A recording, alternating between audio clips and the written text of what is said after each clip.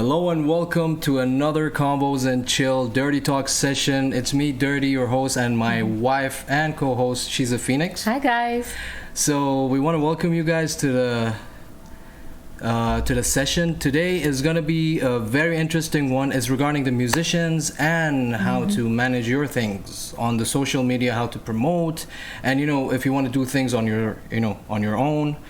And what steps to take. Our guest is Tobie Allen. He's the PR manager for MENA music, for the MENA region and the MENA artist. Yeah. So it's gonna be fun. Yeah, and he's got a lot of years of experience under his sleeves. Yep, and this is gonna be an interesting interview. Very interesting. I have never met anyone from that field yet, so exactly. It's gonna be an interesting one. Exactly, it's gonna be interesting. And so without any further ado, let's welcome our guest on board. Tobie, what's up, man? How's things with you? Welcome. How How's are it, you? guys? Awesome. Thanks so much for having me on. Really looking forward to this. Thank you so much for man. It's coming all pleasure. on. Yeah. It's all pleasure. How's things, man? How you been? Yeah, good. Being productive. I don't believe in saying busy because you can be doing FA. Yep. Doing nothing. So being productive. That's true. So yeah, just the artists keeping us busy. Exactly. And, it's been a few troubled months. As you know, I was back in England, so I just had to deal with my father passing. And then Oh yeah, sorry since we've been to back hear that. last 3 weeks, it's been absolutely chaotic. But I wouldn't want it any other way.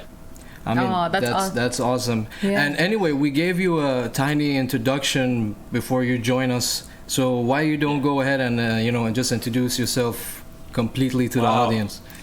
Well, thank you. So first of all, I really, really value having this on. It's been seeing your growth and things, and well done on doing what you're doing. Thank you very much. For what you're doing. So full thank support you so there. Thank you. As you mentioned, I'm Tobie Allen. I'm the founder of MENA music, which is, for those who don't know, It means is Arabic in or B as one, depending where you're from. man. It means with us. Yeah, Yeah. B is one. Together was why I Exactly. originally. Yes. Which we'll come to later. So I'm 47, going on 21. My wife thinks I'm never going to grow up. Same here, man. My wife doesn't think I'm gonna grow up. I'm from London, as you could probably tell with this dodgy accent. Live in Dubai, and been in the music industry 30 years. I was very fortunate to start dancing on the Ibiza dance floors in 1991. And I've had a long journey where I've failed many times, picked ourselves up, learned a lot, and started off DJing, then promoting in clubs, then promoting big parties, and then getting to London and promoting over there and bits in Ibiza. Record label, bit of music publishing, badly. Another record label over here, and That's then awesome. ended up being signed to Sony Music as record label. There's a whole story there. That's amazing. And having a marketing, and then finding a problem, so solving a problem. So a challenge that I had was not getting marketing for my own albums here, and realised that there was no music PR in the Middle East or North Africa. Exactly. Yeah. So there's a whole story there, which I'm sure we'll go into. But yeah, so ended up we're a PR marketing agency that helps Arab or MENA-based artists, global Arab artists, with a marketing footprint in 14 countries in English, Arabic, and French. Nice. That's awesome and so impressive. With social media, branding, brand collaborations, and some licensing. That's awesome, amazing. man. That's a big ass resume, Tobie, you got over there. Yeah, So, that's some heavy stuff. I mean, I wish we could talk about all of this. Let's go. We will try. Let's We go. will try. I'm happy to try and explain. For sure, man. The big thing about all this is, I'm not trained in PR. You know, I'm not a businessman. I'm a musician. I'm a, you know. Nice. The way I look at with MENA, we're a bunch of misfits that help misfits. Yep. And the reason why I say That's a very good definition. is because we're all musicians that help musicians. And musicians are creatives. You know, they're not 9 to 5 people. They don't want Excel sheets. They don't know how to pitch or do emails. And we just take all that BS away from them and help them either solve one of 3 problems, and that's they either want more fans, they want more streams or more sales or more gigs, and you'll pretty find those are the challenges that artists want. Yep. And if you understand the challenges, because we're an artist, if you understand the challenges, then it makes solving the problem so much easier. And so we provide services to solve their problems, and I was experiencing those problems, and so that's how it all came about. That's awesome, man. Just we're going to get into all these details in a bit. I just want to give a shout out to the viewers. Forfeit Saram is in the house. He's saying, hey peeps, just dropping for 10 minutes. We'll be watching Free Guy after. How are you, Saram? Thank you very much for dropping by. Let us know how's the movie going. I mean, once you've watched it, let us know if it's worth going to. Vix is in the house. What's up, Vix? Thank you very much for removing and banning that user. Thank Bullet, you so much. You are a mod as well. Bullet, welcome to the session. Welcome, by the way, guys, welcome everyone. This is our guest, Tobie Allen. He's the PR manager, and you guys heard him talk. He has a big ass resume. He's done, I think, almost everything when it comes to the music industry and managing in PR. So he's a PR manager at MENA Music. It's a Dubai-based. And he's into a lot of fitness and performance training and stuff. Yep. So I saw all of that, and because I was into all of this before, and I have a lot of questions even regarding that. Oh, okay. So Nice. I'm gonna keep that for the end, like a bit at the end once we finish discussing everything else. That's awesome. So the guys that you guys are watching this, if you guys have any questions for Tobie, please feel free and just drop it at the comment section, and I'm sure Tobie will be more than happy to answer it. So more than happy. Yeah. So Tobie, I know you already explained a bit about MENA Music. What is MENA Music, and how MENA Music came to fruition in the first place, or you just joined the herd? Yeah. So 7 years ago, I came to Dubai with my lovely wife. She's Arabic. Oh, awesome. She's British Palestinian English. British Palestinian Egyption. Wow, so we one came of these down mixes. Yeah, so we were in Haifa in Palestine or Israel before. So we came down here. So it took about a year. I'd been in music so long, but I'm very keen to get involved. But I actually took a step back and just witnessed, got involved, went to the few bars, the clubs, wanted to find out the lay of the land. In Dubai, and one thing I noticed that there was about 4 record labels. But there was my 4 outset, record labels? I don't know any of them. Yeah, there was 4 record labels at the time, and I felt that there was not really a collective platform. But in that year, I realised there was a lot of talent just in Dubai. Obviously, the context is Dubai at the time, not the whole Middle East and North Africa, which we look after now. Yeah. But there wasn't a collective platform, so I decided, and electronica was my forte, my genre of choice. House and techno. House and techno, my love. Yeah. That sort of diverted as I've got, digressed slightly or deviated as I've got doing this job over the last 3 years. And I've got into some strange stuff that I would never expect, Arabic hip hop and Arabic indie and stuff. Anyway, so I created MENA. The Sounds of Dubai albums 1 and 2, and we had about 15 tracks of Dubai residents, Dubai musicians. Yeah. Submitted tracks. So there was 2 albums of 15 and 15 roughly. And then I did a MENA Day album, which was a chill poolside thing. So the producers the music was a lot chilled, daytime stuff.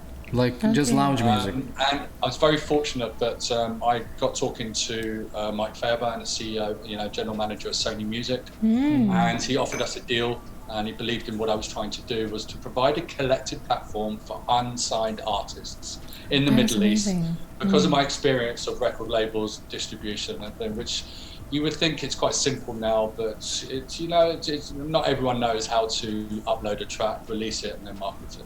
Yeah, so that's anyway, so true. The problem was I thought after the 2 years of releasing this music that I really thought I lacked the marketing or the exposure that I thought not only that I deserved, but I wanted the artist to deserve, that I wanted the artist to have. And I was thinking, like, really, it was a problem that I was like, what am I been doing wrong, or what is it out there, or who could I turn to in order to get some help? And I actually found out in distribution with major record labels, you don't gone are the days of, you know, the wads of money, as you said, with the fat controller with the big cigar, and it gives you wads of money. You sit back and be, you know, just be the artist or the musician. Nowadays, you have to do everything. So anyway, major labels, they offer a thing called distribution deals. So you think you're signed to the major labels, but you don't get much marketing with it. It's just purely a distribution. And they distribute to the DSPs, the digital service providers. So anyway, I wanted more. I then did some research with the artists. So I rang up all the artists, said all of them, a lot of them. And apart from Safe at Smoking Groove, he was the only one that said, no, I'm all right. But I'd asked, who is helping you market your music in the Middle East? I actually found out about 55 artists. There was 54 of them that said there wasn't anyone helping them. No one, man. So this made me start thinking that. And then a couple of weeks later, I was at a barbecue. I don't know if you know Sean Warner, good friend of all of ours from Red Bull. Sean Warner, producer. I was assigned to Universal Music. Anyway, I might know him.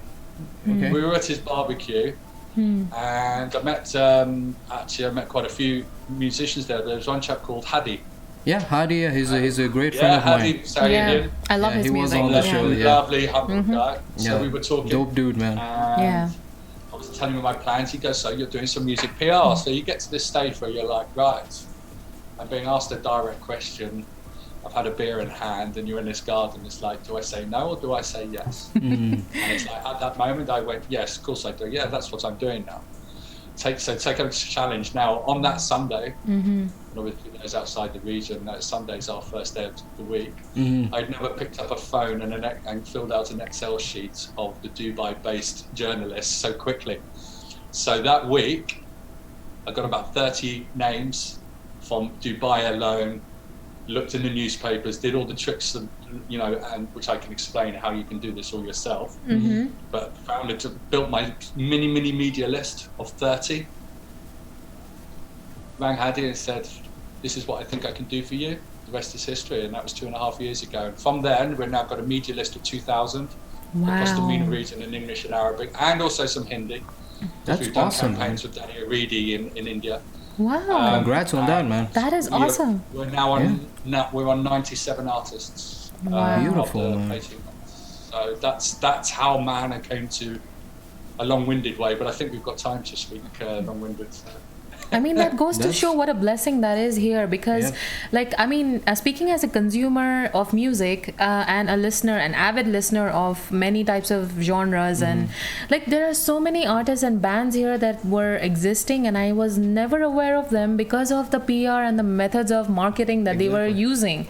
Because they're getting very less opportunities, labels are picking up they're not picking them up, and it's so sad that their talent doesn't get encouraged or displayed out for the people to consume, and I mean, when Tobie mentioned there was 4 record labels, I'm like, as far as I remember, there was Spellbind back in the days, but again, it was like picking up few bands, and other than that, there was just a distribution company which called Melody something, I forgot their name, which you just go to them and you say, okay, I just want to print out my thing, and they used to distribute it to Virgin. Yeah, I remember you telling me that. Yeah. So, but other than that, I'm so happy to see that actually you're saying 97 artists. That's a big ass. Yeah, exactly. And they're really lucky to come under their umbrella. But they're not all from Dubai. We're talking they're global Arab. Just 97 artists that that need an Arab footprint. Media footprint. That's great. Even though that's a huge milestone, and I'm really, really happy for you, bro. And hopefully, more from this region. I mean, considering that artists here were not even encouraged to, have like he said, even gigs. Even the opportunity to perform somewhere was so rare. Exactly. So now that they can actually get out and perform with live audiences and get better feedback, get more people engaged in their art is amazing now. To think about that, from that to the evolution that's happened. Exactly. So that's amazing. I mean, kudos to you and your whole organization. Really, thank you so much for starting this here. Tobie, what was the main obstacle to get over this? Because I remember we had a call last year. You contacted me because I was bringing Hadi on Convos and Chill, and you actually sent me bunch of artists that I'm to get back to them, but. A lot of things happened in my life that time, so I had to put everything on pause. And but now maybe we can reach out and get I was actually telling her I want to get Freak on the session. I mean, I've told him I want to support as many artists and as many bands and as many people possible from this region, because it's any artist. Like he said, they deserve so much more recognition, and exposure. So I mean, the little bit that you can do, So what was the main obstacles that you had to overcome to reach to this milestone of finding 97 artists in total from this region? I've been very, very, very, very, very fortunate, and I say this with a lot of gratitude, but I think 85-90% of the artists have all been referrals, because word has got round that there is this company that helps you deliver their story to, whether it be TV, radio, DSPs, online outlets, print outlets. The major challenge that I have on constantly, we always want to be better, and we are getting better. I'm always driving the team to get better. What whether it be SOPs, whether it'll be the client servicing, whether it'll be the media list, it's always how can we be better. And the one thing that we've got to understand with PR, and when artists, just because you pay for PR doesn't mean you're going to get coverage. There's three things so the biggest thing for us as an agency to get, we have control of the client servicing, we have control of building a media list, but the biggest thing that we don't have control of is everything is subjective. So just because, you don't pay a PR agency to get results, you get a PR agency to deliver, because a PR agency has built the biggest thing in about PR, and that's relationships. The bigger the relationships between the agency and the outlets, understanding what they want, how they want it, when they want it, what they're looking for, then artists, when we can prepare press releases to give them a bigger open rate, so they have more chance to be read. At the end of the day, the content managers, the editors, they're the ones that make the decision. We don't make the decisions to get coverage. Right. And it's a big, unfortunately, just because we're very lucky because of the relationships, and we understand over the 2.5 years, and we've got editors and TV, radio, and radios asking us, Tobie, what have you got this week? Then that what have you got that week? So we can help get the artists get coverage, because we've got the relationships in place. Right. So that's what you're paying for. The actual cost of delivery is, let's just say, $200. But the value in getting your email opened within a day and then published that week, because we know that they've got a firewall, or they want a WeTransfer or a SoundCloud, or they understand that they're ringing us and they're coming to us saying, what have you got? We can get quick fixes for them. You can say there's a value of $800, just using that hypothetically. And the biggest challenge that we have as an agency is just building relationships over time.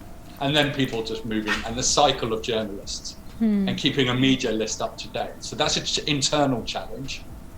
And then you've got the challenges of the actual understanding the challenges of the artist.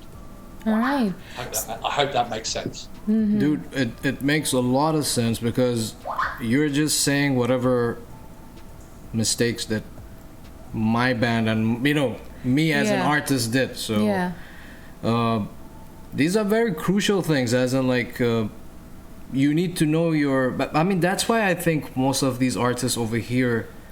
And these techniques can make a huge difference as well. Exactly, you know? like that's the thing. Yeah. So I mean, as you said, like it's not about getting the coverage. Yeah. It's about the deliverance and how you approach, because they have the relations. And as you said, like your email being, Yeah. Can I add more to this? Sure, can sure. I add a Can you give me a minute? I'll just get my phone. Okay. Because my phone is not on silent because I'm an idiot. So just give me a minute. You guys can go along. The first time. You want me to carry on? Yeah, please. Okay, cool. So there's three things that you need as an artist. Mm-hmm. You need the music, Mm-hmm. you need your brand, and you need your story. Right. If you not have one of those three, Mm-hmm. your chances of a journalist or an editor or a content manager covering you diminishes slightly, and it goes on and down like that. Yeah. So on top of not only all the stuff about understanding what you can do, because anyone can do what we do, I'm happy to explain it to anyone. Right. But it's taken 2.5 years to then go and get the 2000, being able to get 40 bits of coverage for artists within a couple of weeks. So I mean, and have those relationships with those journalists. Okay. So I mean, since you've done it also in UK and comparing to this region, like what do you see the major differences that you faced in this field? I haven't done PR per se. I understand the market. I DJ'd and promoted and partied in the UK, I would say, more than anything, and had a small record label. But PR, the biggest thing is between the two regions is reactive and proactive, which means in the UK, in the West, in the biggest markets like Germany, France, America, Canada, etc., they're running up to a release date. Right. So they'll want press releases by 6 weeks, 8 weeks beforehand to try and get your coverage on Radio 1 or the big radio stations or the big articles. Here, it's very reactive. Oh, it's out this week, we'll go on the Sunday. So a lot of Fridays normally release date around the world. It can be any day, but most people use Fridays. Yeah. Most people, and don't deliver on Fridays anyway. The thing is, we do DSPs a week before. So the DSPs like to be delivered a week before the UPC number, but the actual sending press release out to get article coverage or interviews, it's after the release date, which you could sort of guess at why or what. I don't know what that is here. I know that there's certain journalists which are lazy. I'm quite happy to say, because it's cut and paste. I mean, sorry to cut you off. Over here, it's much more of like, because we always talk about this on the show, like, because we're coming, I'm talking like about the bands that I know, like the musicians I mostly know and I'm engaging with, it's the musicians, like they're bands, like metalheads.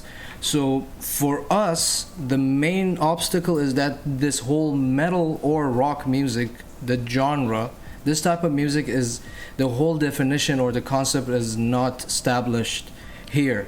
They always have that whole wrong perception about it. Yeah, that exactly. It's like satanic and all these things. There's so much censoring as well. A lot of censoring. So yeah. I mean, for us, it's way more harder to penetrate anything in this region. I know few bands. Go ahead.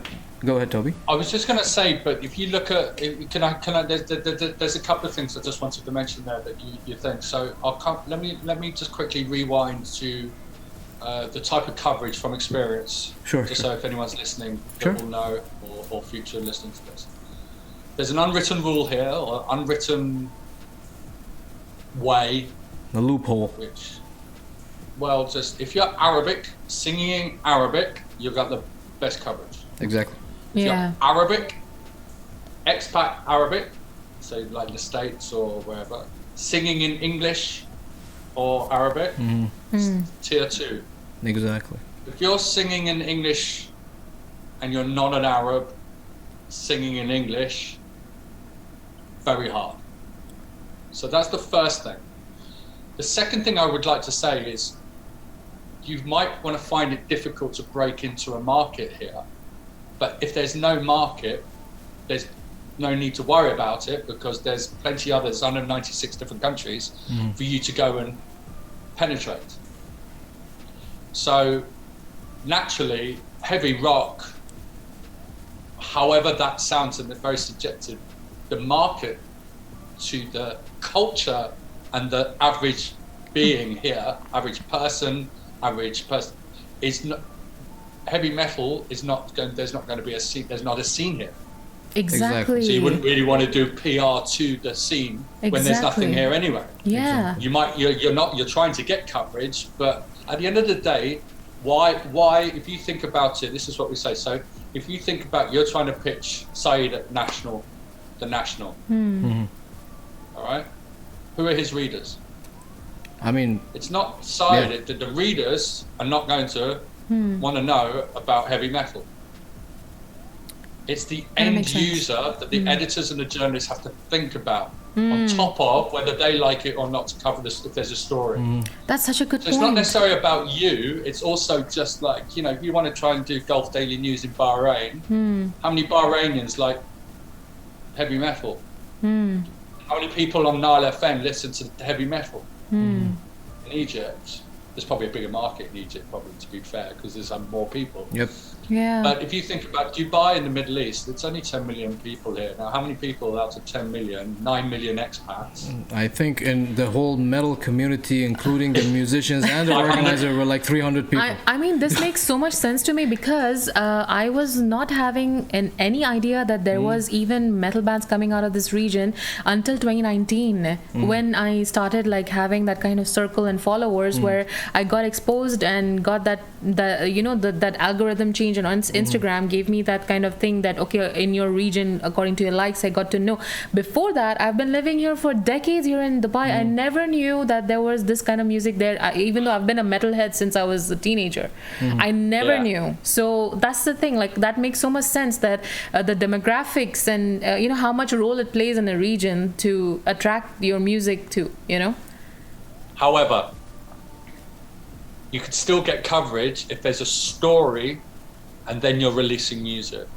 We've done that plenty of times. So we're talking about, if you're talking, how is it created, the collaboration, or whether it LGBT rights, or whether it be women's empowerment, or whatever the story that you can create.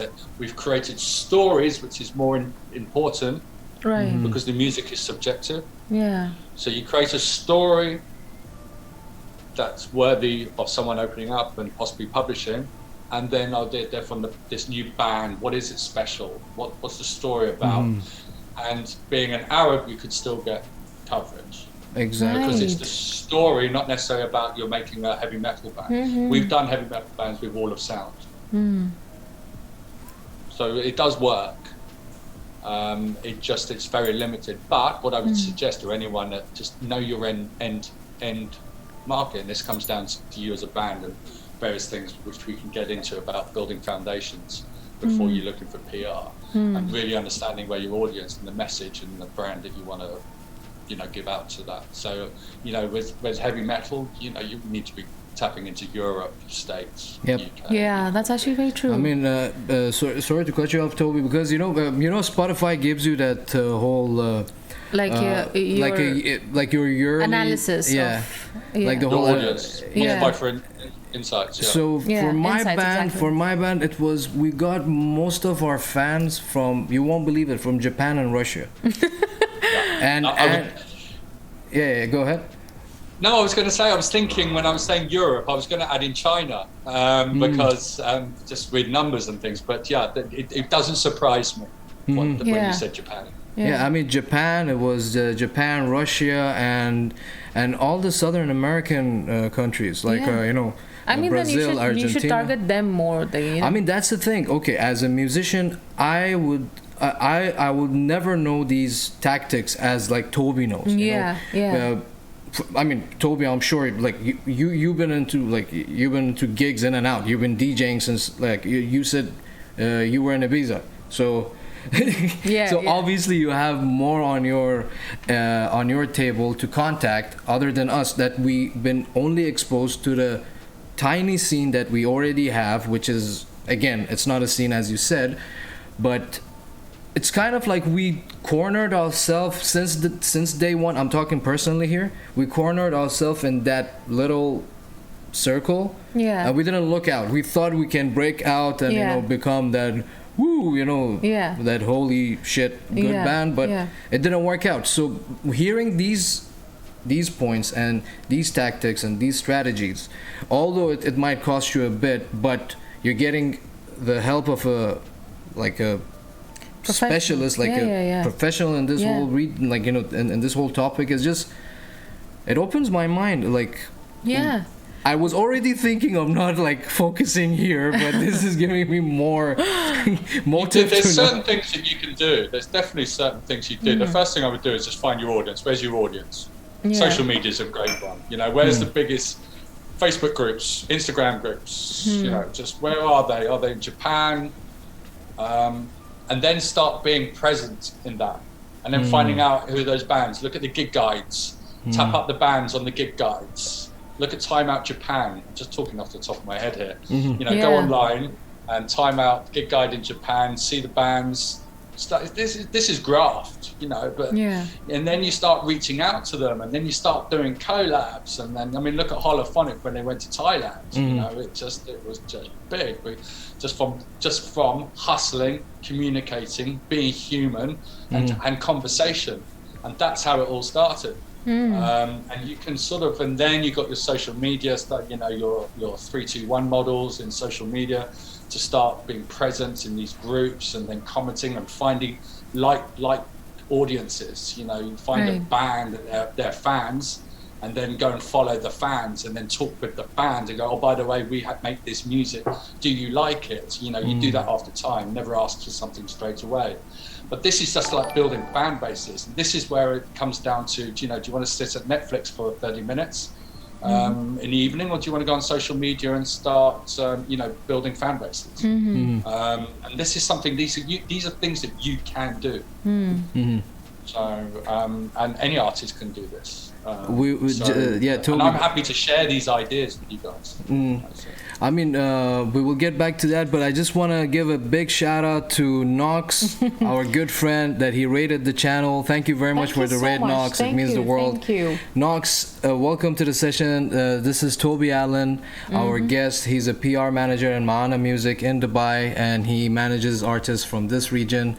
So, and by the way, Nox has a bit of idea about the whole music scene here as well. He was talking to us regarding some of the metal bands here. Yeah, exactly.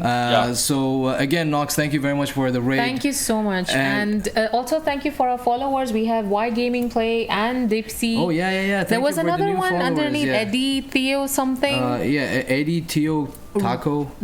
He followed us, and he subscribed as well. So thank you so much. Thank you. That's the immense support that we were not expecting when we came on Twitch, and this is amazing. Thank you guys. Thank you very much, guys. Thank you. If you guys have any questions for Tobie, please feel free to drop it in the comment section. And back to you, Tobie. So basically, it depends on your grind. So we need to do that whole thing by ourselves. So the PR companies, they do these things for you, or they have much more easy access to get these things done? Yeah. So anything that I do, or any agency you can do as a DIY musician. All right. You can do it yourself at home. It's just what you're paying for is someone that's gone through the trials and tribulations, that has the media list, understands which company's got a firewall. Do you send an attachment? Who wants a Word document? Don't ever send a PDF. Criminal. If you ever send a PDF press release, you need to don't. Just let me know. Because a journalist, I'll quickly say, journalists can't cut and paste quotes off a PDF. That's why. Right. For their articles. It's as simple as that. So whether sending low res photos and not having your brand in place, but again, this is all we can talk about that. But what you're paying for are people that just able to have done the hard graft, learned what people are looking for, and built the relationships when it comes to PR. We also do digital Spotify growth with conversion, Facebook conversion ads, Facebook pixels. I have Tom. It's data driven, trial and error. A couple of years on his own record label. Come and now join my team, and we offer that as a service, so we can grow using hype edit and toned in your Spotify fans and Spotify listeners through Facebook, Instagram ads, Google ads, and things like that. Actually, so that's all trial and error stuff. So that's what you're paying for. So since you mentioned Spotify, I wanted to actually ask you, because now, like when I go to, for example, stores like Virgin Megastore and stuff, I barely see CDs of like CDs artists or any, like it's so rarely that you find someone who's released music that is I'm aware of, or like for example Hadi or like someone like that to have their CDs. Like I've never seen, I've only seen them on Spotify and Angami and all these kind of online stores. So like is there like a shift now that it's already gone all to digital, or is it that the artists still do print CDs, or like, you know, for mass? I mean, there are occasionally, I think, but it's just not cost effective. You know, the amount of people that don't have CD players. It's everything. It's about streaming, but streaming is another. The new, you only get 0.004 cents. A stream, so you need 1 million streams to get $4,000, and then that needs to be split by various parties. But that, again, that's another conversation. But I feel, because I feel that, for example, even he's like a cassette and CD collector since ages. Like he keeps like so like for fanatics who want to have music in that form to be listened to either on, you know, a CD or something. So vinyl. Yeah, exactly. I mean, the vinyls are still thriving. Yeah, but like, you know, I don't find it here as much. You know, like Virgin has it. Yeah, but I'm talking about the Flip Side. Yeah, Flip Side is another store. Yeah, but still, again, I don't see everyone. You know what I mean? Exactly. That's my point. Like, I don't see everyone on it. I mean, as Tobie mentioned, now the whole thing is like the whole diversion is towards the online market. Because before it was like a physical ownership of the music. You know what I mean? It was like you contributed to the artists that way. You know, you bought the whole album. You could listen to any time you wanted and like have that quality music on it. You know, so like that's what I'm trying to get at. That you can own something physical from the artist. That's. I don't know. But do you have anything to add on? Actually, that's a very good point. Like Tobie, please. I do. I wanted to give some context about the digital and the traditional. The ideal. There's three types of PR. Yeah. There's the traditional PR, which is your print, your TV, your radio, your magazines. Yeah. So you've got your digital. Yeah. Your digital is online. And your DSP, so you're delivering. We have relationships with Angami, with Spotify, Apple Deezer, and YouTube for Music in the MENA region.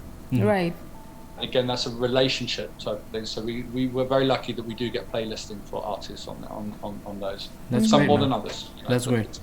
And then the last one is paid sites. So with paid, you need to with music. There's two ways. It's either in order to scale, you need to either pay for it or get your mates to share it very quickly to kick in algorithms. Right. Which is the organic hard stuff is you can do it, but it's two basic things. So now if you think about these three things, so if you're using, there is no correlation to the growth of your fans, if that's a challenge that you're trying to get, by someone reading an article on yourself. There's no correlation. If you hear an artist on the radio, you don't immediately go to Spotify. So if you think about it, it's brand awareness. Right. So you've got traditional and half of the digital, which is the online media, Right. and all the traditional, put that bracket into brand awareness. You have to do this over time, regularly. You get known as an artist. Right. On the digital side of things, on the paid, is the correlation to your growth on numbers, which then you get a return on. So half of the digital PR, which we do, which is the DSPs, and then paid media, paid ads, conversion ads, lookalike audiences, all that type of thing. All the sponsor posts and stuff. You put that in a package, you've got brand awareness and you've got growth in numbers. Right. And then you can scale that. If you just do brand awareness and not worry about any paid ads, you're going to get a little bit, but you're not going to get any see any growth. People are going to know more about you, Right. and might. If you need to grow because people look at numbers, but you might get gigs from it. You get a high return from gigs rather than a streaming rate. Right. So it's really gets quite. It's just like you got to really understand what you're trying to do. Are you trying to get to play in Glastonbury Right. or Coachella, or do you want to get playing on a beach in Dubai? What's your point? But you want to sell more records. So then you've got to drive numbers because that's where your return goes. You need a lot more fans because of the streaming rates are so low. But I mean, So you've got to really understand your goals, your why, and where you're going for. And this comes right, if you loop everything back to what I was saying earlier, to foundational stuff. Okay. Before you even go for PR, before you even understand what your foundations are. Don't build a house on sand, It's know your why, understand where you want to go to, smart goals, understand all your audience, your brand is in place. Right. Then you can start going down the channels of, well, if it's purely about Spotify, then go down Spotify, become an expert of it, but invest in it, because you won't do it all organic. Or you want to do a long-term project, it's marathon, not a sprint, and you want to do more gigs overseas, then become a big fish in a small fish bowl in the MENA region, and you can springboard yourself out. Or there might be a little bit of a caveat like yourself, that there's no market in the small fish bowl, so you've still got to try and make it in the big fish bowl outside. But it's easy to be a bigger fish in a small fish bowl and then leverage yourself out to be, instead of just going from a MENA region, I want to be big in It'll LA help you or stand London. out as well. Well, as you explained, Tobie, sorry to cut you off. As you explained, as in like, okay, there is the tiers that we talked about. Yeah. So, for a musician that is on the last tier, which is the singing English, or like it's an English music.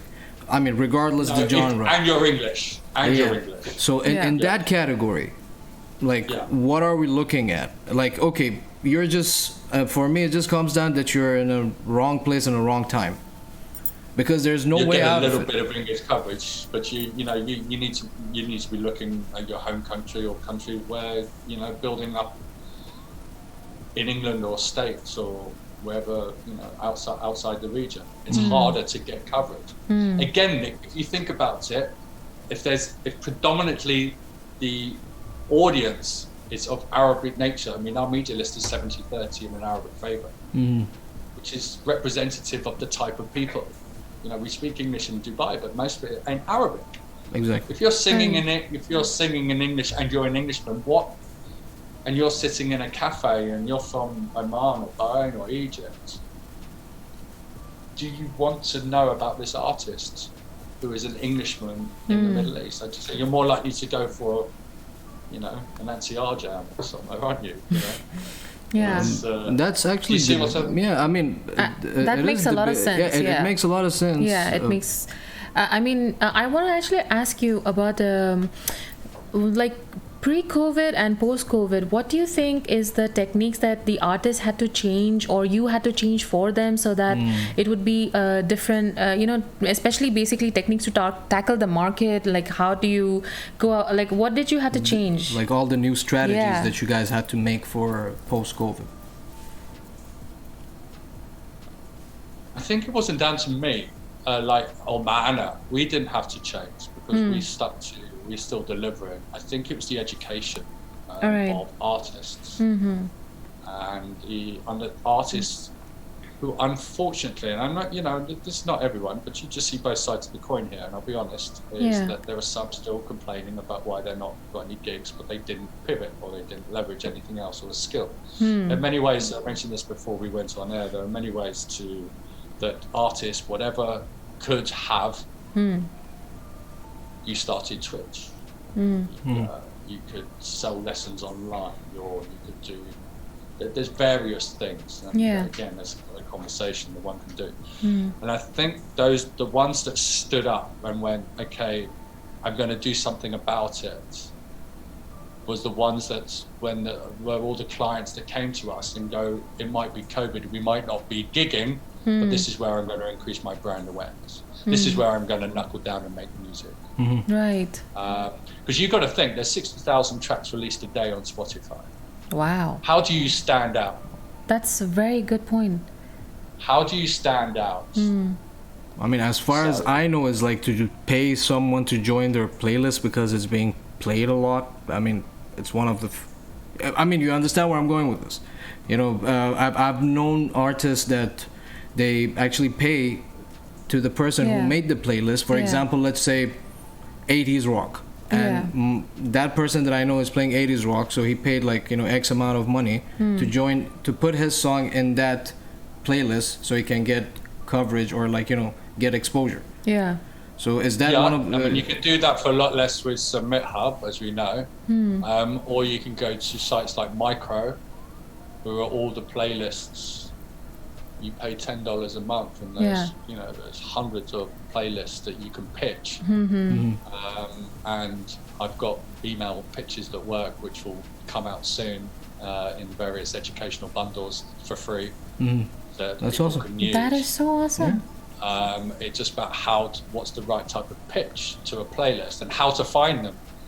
It's not difficult. It's just time consuming. But then there are these sites like Myco, and then obviously Submit Hub, that you can put $100 in and you can submit and get onto various playlists, or you can get really narrowed down and you can email.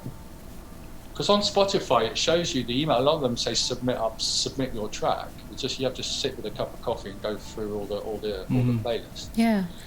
And then you can pitch them yourself and say, I like your stuff. I've been following it. Is there any chance you could just have a listen to my music? I'll share it on my socials. If you do, they'll be much appreciated. And I've also noticed that shift that the artists are preferring now to release singles instead of a whole album. You know, like I've noticed so many artists go through that shift. I know artists instead of releasing all together, they're going single by single, so that, you know, it's also relevancy, so that, you know, every now and then you hear the artist releasing something. Yeah, and I don't know, what is their 8th single now? So you might as well just drop the whole album, you know. But like many people are doing that. Right, I'll just give you another couple of things. The majors don't like albums. The reason is they like to tie you in forever. You've got 8 tracks, you've got over a year's worth of marketing every 6 weeks.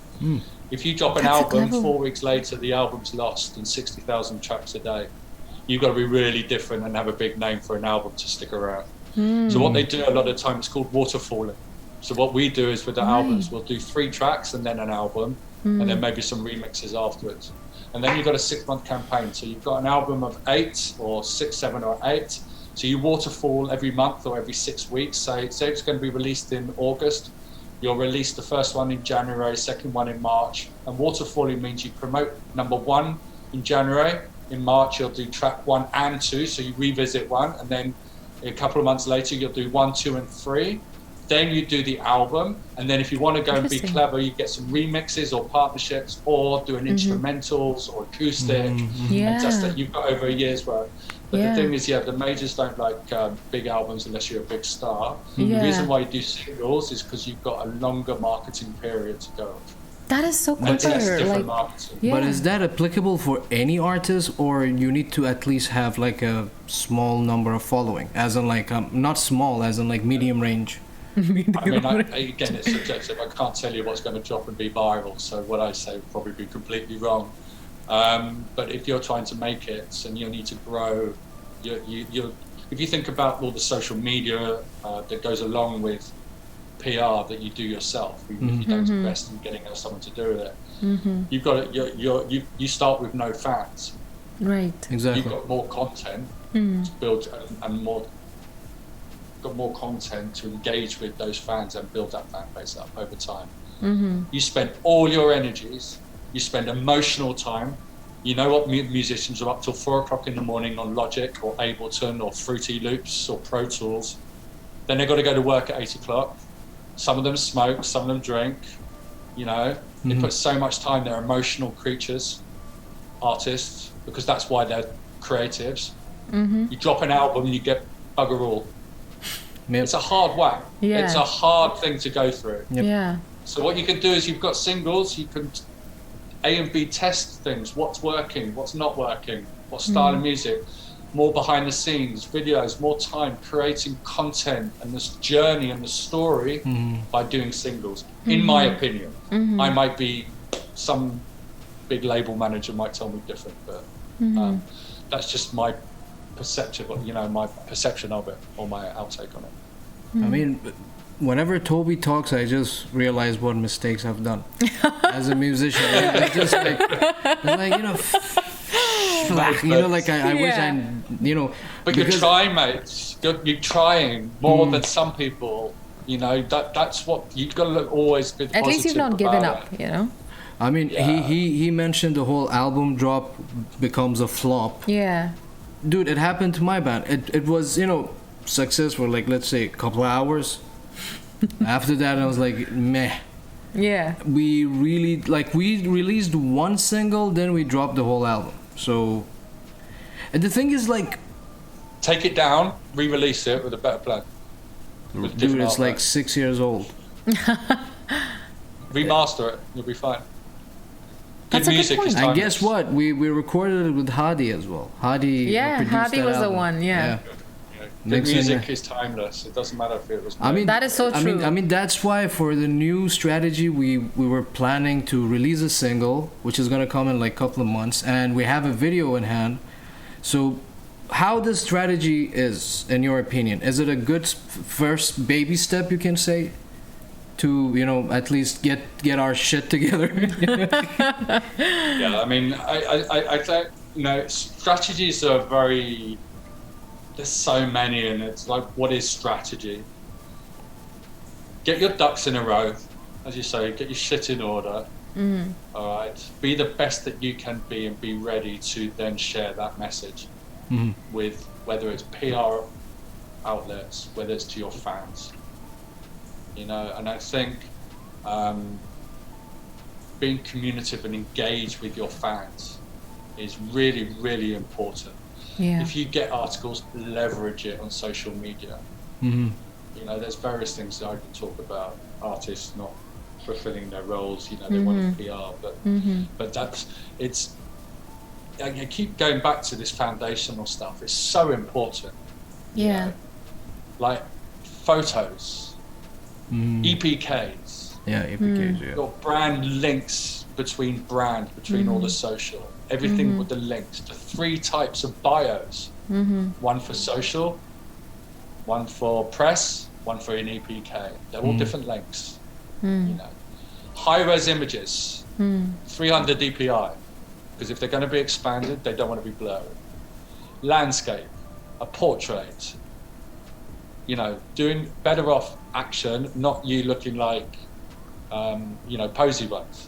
Which is funny because I've got a couple, but it's with artists, journalists like ones with, doing your craft, but high res. Right. But also have a couple with a brick wall, and you can do them at home. I actually took photos myself. I did a test run. I pictured me taking pictures of myself and then documented with an iPhone. It was an iPhone 6 I took it with. Oh, okay. White wall and Canva, 300 DPI. I sent them off to a friend of ours, Leslie at Iron Crew. I said, would you use these? If I sent, because I gave some options, and me outside with some shadow in my garden from a palm tree with one of these, and put the photo on timer. I know I'm digressing, but I'm just giving you, it's really important. It's part of the foundation. I know. And you can do all this at home. You can do this for you. You don't have to spend $1,000 for a studio for an hour. Yeah. So anyway, I sent them to Leslie. She goes, yes, I would print these. I mean, it was just a little tester. Because then by using that, I'm going to do an ebook to share with people about brand. So your bio's in place, your photos, you have a press folder, EPKs are great. It's your one-stop shop. Yeah. Basically, it's your resume as an artist. It's your artist then resume. Having a promoter's link at the bottom of that EPK. So you can link to go, and actually there's no point having an EPK if you can't cut and paste it, because you can't cut and paste PDFs. Right. So at the bottom you have a promoters folder. This is a little trick. Promoters assets. So you click on that, it goes to a Google Drive. Then your bio is there in a Word document, your social handles, your high-res images, videos, whatever you want to put as your press, your logo, your fonts, your brand color, your palette. Have that all in one place.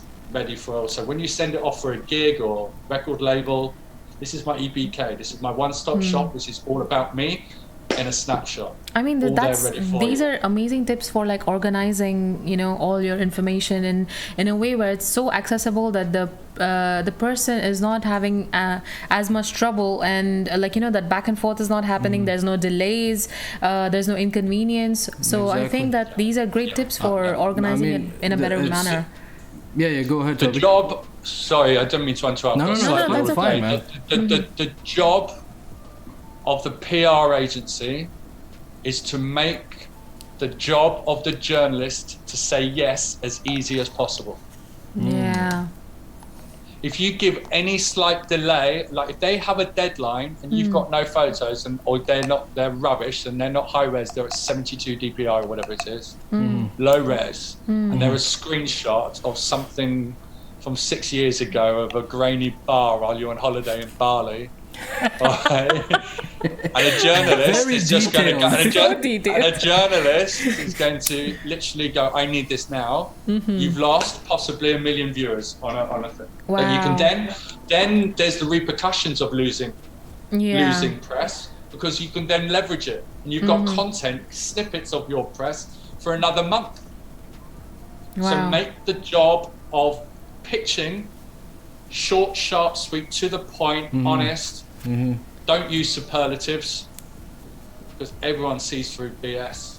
The next best thing to happen. Yeah. The next this and that. Just journalists look at it and just go, Get a good bio, get some good photos, good EBK, promo assets, understand your goals, know your audience, where you're going to pitch. Then you can start. Then with all that, then you're ready to go. Then you're ready to go to market, like Ninja Turtles with your shield on. You know, you can go out there and go, come on, I'm gonna have it. Yeah, something related to what you're talking about, like the whole EPK topic. The EPK, I came to know about it in 2017. Oh, okay. You won't believe it. Like I've been a musician since 2007, but that's what I told you off stream. Like I'm very old school when it comes to, you know, managing your shit. So in this whole entire community of musicians that I am in touch with, literally, Tobie, you won't believe it, one person, his name is Nadeem Bibi, from a band called he used to be in a band called Aneurysm. Give him a shout out at NA Damage, all in one word, on IG. He's a good friend of mine. He was here in town. He was the only guy, Tobie, that he actually sent me his own personal EPK. He told me, listen, try to put something together like this. Other than what I'm trying to get to is that, forget about that. Okay, there is no backbone agencies. There is little PRs, you know, PR agencies or whatever. There is no musician helping each other. Like, I think this is another obstacle that the musicians here in Dubai, specifically in Dubai, as an independent musician, I'm not talking about musician under Red Bull or under any other big ass brand, they are actually suffering from this. Like, you know, the whole musicianship is not there. I'm sure in the Western countries it is there, as in like that whole not helping each other is there, but at least there's few things that people share, like, you know, common. I mean, that again goes to the ethics of the industry itself. I mean, if here in the region that ethic of you know, like helping fellow musicians or guiding them, because maybe they have a fear of one day, what if you're my competition? You know, maybe that's the thing. Maybe that's the principle they function on. You know, some of them out there that I've met, your fellow artist friends, they are so helpful. They will give you contacts and like. So again, I feel that is just ethics. It's like, not. For example, this Twitch community, literally, they've been so supportive. Yeah, immensely. Like, you know, with us since day one. Like, I've never seen this much support in my whole musicianship, like, you know, in my whole musician career. And the little bit of scene that is here, which is again non-existent. So, I want to take you. I want to find out what's your take. Does like the musicians need to help each other, or again, it's everyone for themselves? No, I don't think you need to help each other, but I think I believe in serving. I believe that if you give, you get. That's so true. In life. It doesn't have to be music. Can you do everything by yourself? Yes, you can, but you're not going to learn. It takes. I heard an interesting thing from a podcast yesterday, The Disruptive Entrepreneur, and he was talking about, and you know, I spoke earlier about how I've made failures and learned from them. But why don't you just learn from people that have failed, so you don't have to fail? So you don't have to fail in the first place. And I thought it was very interesting that surround yourself with people that are just above where you are, you know, look up to, not necessarily mentors, but just surround yourself with like-minded people, like-minded genres. And then asking questions. You know, how can you? How did you do that? How did you do that? And anyone that's got a half a heart will say this. That is so if true. you haven't, then you know, then you don't want to be surrounding themselves with you, because anyone that's making success will share. Yeah. Because they've got a belief of giving and serving first, and then you reap what you sow. Yeah. So that's my opinion. So can you actually become a DIY musician, do everything yourself? Of course. But it's going to take you a lot longer. Work smart, you know. Learn from others rather than trying to do it, you know, fail yourself straight away. I believe in failing. Which you're gonna learn. Learn from your. But get advice. If you know, surround yourself with like-minded people to ask questions, and I think you will go further quicker. Yeah, I just want. It makes total sense. It's just like, you know, over here the musicians are just a bunch of douchebags. That's it. Maybe the ones you're in touch with. That's all subjective. I think it's an environment that you know, there's, it depends what's first of all, I suddenly think what's douchebag. You get it in the UK, you get it in America, you get it in the electronic scene, you get arrogance, you get conceitedness. You know, it's all about numbers. Is there, you know, then you get down to what's a scene. I mean, Tobie, you know, sorry to cut you off. The thing that's also true, because I've seen it now. Whatever he's saying is 150 million% true. But the thing that grinds my gear is that, like, idiots, we are very few of us here. Why we don't help each other? Yeah. Like, that's the thing that really, it's like a stick up my, you know, butthole. Is like, it's really annoying me. It's really annoying me. It's like, listen, we are few. How many bands are here? Why the important point is how many bands that are still active. You know, I have come across so many amazing artists and bands here that he shows me, and then I'm like, wait, they just have one, because like I'm thinking I'll have a discography to feed off on, and then I come to know one album, that's it. They just disbanded, or they just stopped making music, or they had to start a day job or something like that. You know, as Tobie, you as a PR manager or someone that you're actually dedicating your time to help like the new upcoming artists. To put these things like into perspective before taking any decisions. Where do you think the problem is? Like, is it really the artist, or is it the region, or is just that the whole thing as a package? In what context? In context of, you know, having exposure, or like, you know, being heard. You know, in the region or abroad and stuff like this. Actually, I'm talking much more in this region, in Dubai, where the problem is regarding the education. I think it's real education, and this is where we're trying very hard to like you face these problems to explain to these, like, you know, I mean. Did you have such an obstacle in your way that you had to actually sit down with the person and, you know, dissect the whole thing for them? No, but education on how to help them scale. What I'm doing with you now, I'm having conversations and creating courses and ebooks, and the podcast is all directed to music marketing. So I can't do PR unless you're signed. But does that mean should I forget about the 18-year-old out of Cairo? No, it's just as important that I educate the younger youth how to help them what they need to build, or what they need to do to build in order to get their first release. Right. I get a lot of calls, which some people call them tire kickers. All right. What is it? They're not Tide kicker? Tire kicker. Like Tire when you go and buy a car, you kick the tires. Oh, don't yeah. you? Yeah. You're not going to buy it. Yeah. It's a time waster. But they're not. They're the most important people to us. All right, because it's the long term. These are the kids of the future, the creatives. You know, everyone's got a story. Right. So they call up and they want to PR, but they can't afford, or they don't understand, you know, what a social media campaign, what branding is, or, you know, they see it online, or they don't understand. I had one couple of days. What genre? Oh, I do EDM and hip hop and trap, or like, I have a fusion of all that. And it's just like breaking that, educating and getting them to understand, right, okay, so we're even before, what's the foundations? You know, what are you making?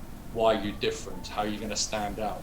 Right, you know? right, yeah. So the thing is about educating and not forgetting. Just because I've done 97 artists that are signed, there's thousands of other artists out there that need help with smaller services, smaller little things to help them. And I do that for free, or I do that educational with the ebooks that are online. And, you know, we're nearly halfway through the course that we're building on how to build PR for, you know, MENA musicians. And that's a big thing for me. So that's the challenge as I have, is how can I educate more, in my opinion. Okay. Because musician ringing me up from Morocco, Tunisia, whether it be Palestine, whether it be Jordan, they're going to be the same questions as they're coming up from UK or US. They all have access to the same YouTube channels. They all have access. They might not have all the access to the best equipment, depending if they're recording live, or they can afford Ableton or get a crack version of Logic. Let's be honest.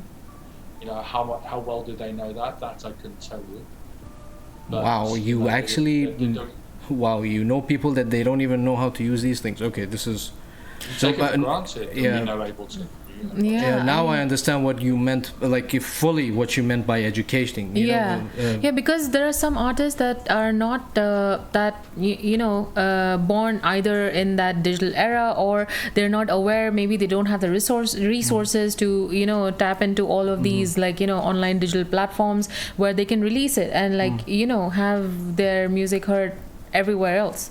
So Tobie, I have a question for you, because you mentioned YouTube and the visuals and stuff. So because I'm gonna preface this question with there was a guest we had got from a band in Saudi Arabia called Creative Waste. He's a lead singer of that band called Fawaz. Now Fawaz was talking about how important is like a music video for an artist or someone, because there's so much listening going on than just visually watching. So, like, what do you think is the importance of that balance?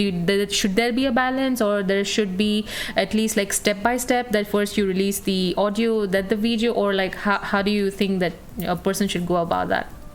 You make me smile, because I do work with Wall of Sound in Saudi, and I would say, first of all, of course he would say video is very important, because 96% of their content is on video on YouTube. You're working with the Creative Waste? No, I work with Wall of Sound, Ahmed. Okay. We're just doing at the moment, and Skeleton Crowd and things like that. So I understand that, and actually I got educated by my wife, because she was in kids gaming online, and she was telling me the stats that Saudi content, entertainment before a couple of years ago when it started opening up, the content is 96%. So it's obviously it's very important, even more so for Saudi Arabia. Yeah. When it comes to music videos, you just got to think that yes, you listen to music with your eyes as well. You know, it's very visual. There's two types of videos that I've seen, and I'll explain that I've seen work. You do not have to have big fancy videos. You don't have to spend big budgets on it. You can do them one in your studio with some graphics, and I've seen one with over 1 billion views, which was sent to me by Allah at YouTube. And he also sent me out 18 million on a lyric video. You know, just creative fun. 18 million views on a lyric video, and I've got the links here. I will share these with you. So it can be done. Just 3 guys rapping in a studio over 1 billion, just doing that with a couple of graphics. Okay. One thing you got to remember: if you can try and drive traffic from YouTube to Spotify, you get a better payment rate. I think all right. All right. So just because you're making millions of views on YouTube doesn't mean you're getting lots and lots of money. Also, YouTube and Spotify, they have different rates for different countries. Right. So if you've got a lot of views in Egypt, you don't get paid that much as compared to somewhere else. Wow. Just hypothetically. Man, and that's all to do there's- with publishing and performance royalty rights. Wow, there's so many facets to this. No, performance rights. No, sorry, my rights is a bit. My rights knowledge is shui shui. Shui means a little. I just Tobie, just hold to your thought. We have a viewer. His name is Pandiji, I think. Pandiji, he or she is asking, you guys are from Iran, how things are. I am from Iran, I'm half Iranian, half Iraqi, and my wife is Indian. And we're situated here in UAE for now. Yeah. So. And I do speak Farsi, yes. And I'm learning Farsi. It's the most beautiful. It's the most beautiful language ever. Yes, I agree. Beautiful I agree. Even the way he says my name in the Farsi accent, I'm like, wow. What's up, Bundlehead? Hello, Bundlehead. You know, I mean, Persian, everyone thinks we're like fighting. But like, you know, when she comes to my house and like me and my mom were just talking, me and my sister, she's like, she has that shock face. Yeah, like, I have is fear. everything all right? I'm like, hey, we're just having a normal conversation. Yeah, but that's just their family. But other than that, like when I hear, even because I was into poets and stuff of you know, the olden times when, like, before I met him, so when I hear the recitation and stuff, oh my god, it's just such a, I can't even, it's like a soothing, very posh. very soothing, very posh. Yeah, it's romantic. Let's just be honest. Yeah, it's very romantic. Yeah, and I can get familiarized with some of the words because I know Urdu, so like a lot of those words are in Hindi as well. So like they have so many similarities. Yeah, so, that's why for example, if I'm talking to my mom or sister, she can pick up few words and put the whole sentence. Yeah, like together. I get the gist of it. Yeah. So, but it's an amazing language. I mean, I wish I can learn it faster so I can. You will learn. Yeah. Anyway, Pandiji, yes, I speak Farsi and my wife is Indian. And again, thank you very much for dropping by on our stream. Yep, thank you. Welcome. We're interviewing Tobie here. Tobie Allen. He's a PR manager in MENA Music in Dubai. Yeah. And he manages artists from the region of the GCC and you know, around us. Yeah. So welcome to the session. If you have any questions, please drop it in the comment section. And welcome Bundlehead. By the way, Tobie, Bundlehead is the person responsible for the screen you saw before we started this. So he's designed everything for us and he's done an amazing job. Yeah, all the overlays and all the designs of Dirty Talk and everything is all designed by Bundlehead. So if you guys want anything like this, please contact him on Bundlehead_official on IG. He's a very chill dude. He's a dope guy. Very like humble and super down to earth. Yeah. Yep, and he has a cat. He's the cool cat. He's the cool cat. The thing is, like, Tobie, whenever we have like metalheads on the show and we kind of like, you know, sometimes we showcase their music. Yeah, we just Bundlehead is like, man, now I understand why my cat was turning into a tiger. Turning into a tiger. So I mean, okay, I mean, Tobie, this is the thing about Twitch. We need to keep interacting with the community as well. You know, it's one of these. I totally understand. It's my first time on here. It's absolutely awesome. I mean, today we don't even have our regular ones. That is Sam and other people who like talk a lot and ask a lot of questions. So you know, it's a little slow, and we are chat heavy, meaning we'll read all their comments and we'll communicate to them to you. Yeah, we engage with them. So Tobie, you were saying you're new here. So. I think this is a good platform for you as well to showcase some of the artists. Like it doesn't take that much. It just takes like a good, like, you know, streaming system. Yeah. And you can actually, like, you know, I mean, in this time, which is like COVID time, I've heard about a lot of musicians that they've been like, you know, there is a huge community for music. Hadi does stream on Twitch. Yeah, Hadi does, and we even bought a guest from Bahrain who was ex-music. And he's still like giving lessons and stuff, and he does streaming. So Twitch is a very helpful platform for musicians It's got better copyright laws. Yes. Laws than Facebook and things. Yes.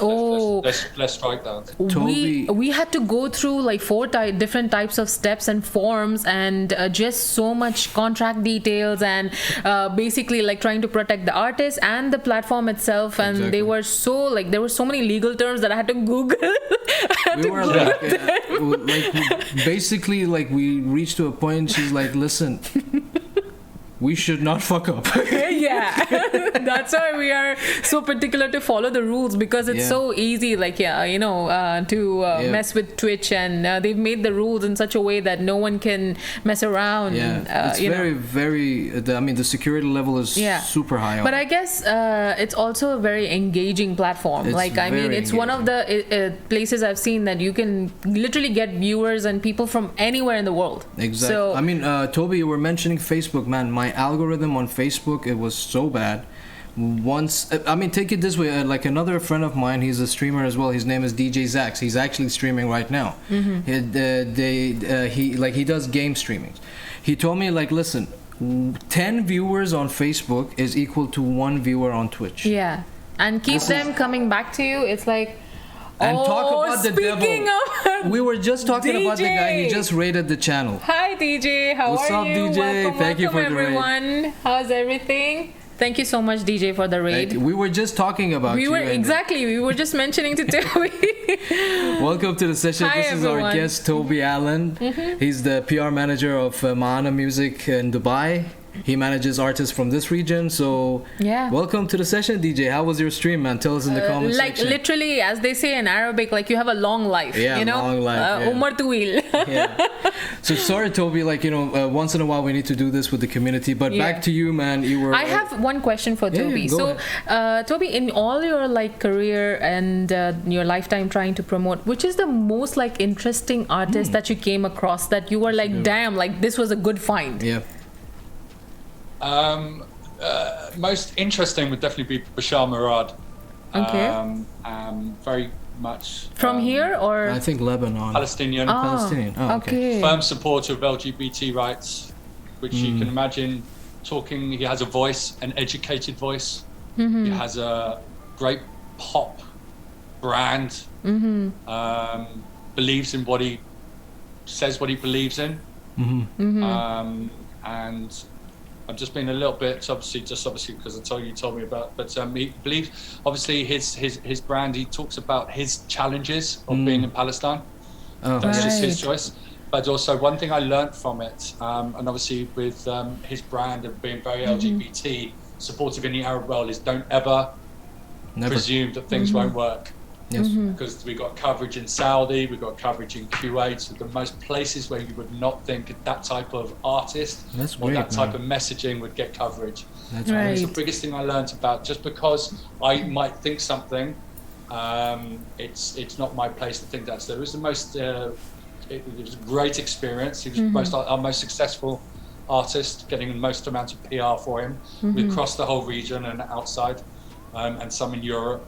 And that's just something that was, you mentioned a couple of things at the beginning of the thing, and so most of my experiences, the good ones, fall under them, basically. So I'll leave it at that.